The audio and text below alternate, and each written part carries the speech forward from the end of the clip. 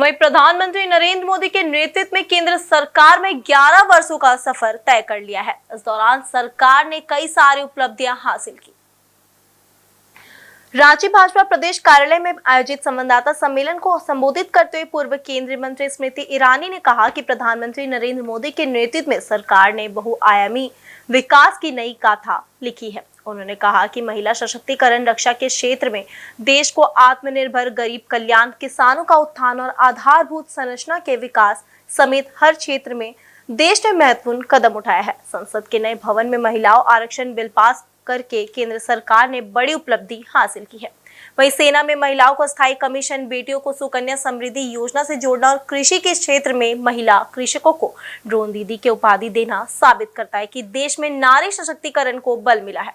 वहीं कोरोना काल में प्रधानमंत्री नरेंद्र मोदी के नेतृत्व में देश के हर नागरिक को मुफ्त में वैक्सीन उपलब्ध कराया। वसुधैव कुटुंबकम को चरितार्थ करते हुए भारत ने 160 देश को वैक्सीन पहुंचाया था।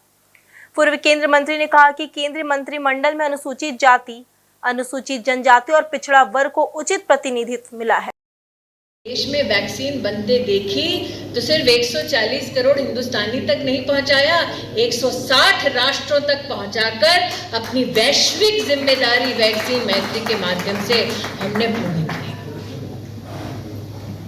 बाबूलाल जी का उद्बोधन मैं सुनने के लिए अभिलाषी हूं, इसलिए लंबा भाषण नहीं दूंगी।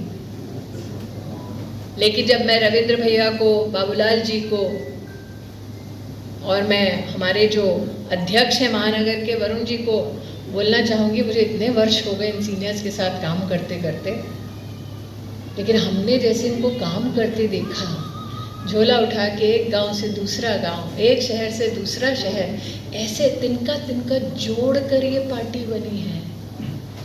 आज तो हमारा सौभाग्य है कि मीडिया के भाई बंधु यहाँ आए हैं।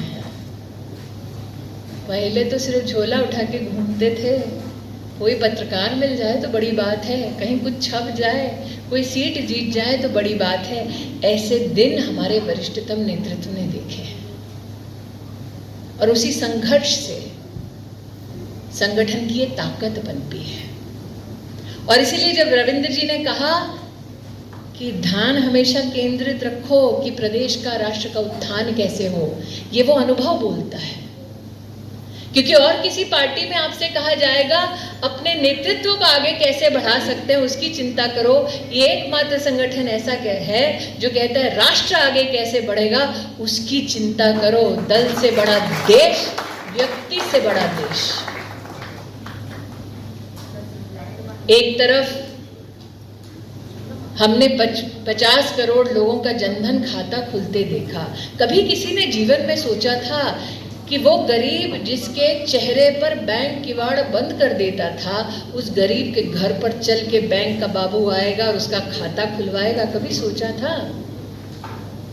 ये आज इस एयर कंडीशन कार्यक्रम में समझ नहीं आता है, लेकिन कितने गरीब ऐसे थे जो साहूकार पर निर्भर करते थे क्योंकि बैंक का खाता नहीं था। 50 करोड़ हिंदुस्तानियों का बैंक का खाता खुलवाया, 40 लाख करोड़ रुपया भारत की तिजोरी से उनके बैंक के खाते में गया। ये भारतीय जनता पार्टी नित एनडीए सरकार की उपलब्धि नहीं, ये मानव सेवा का कार्य मोदी ने किया है।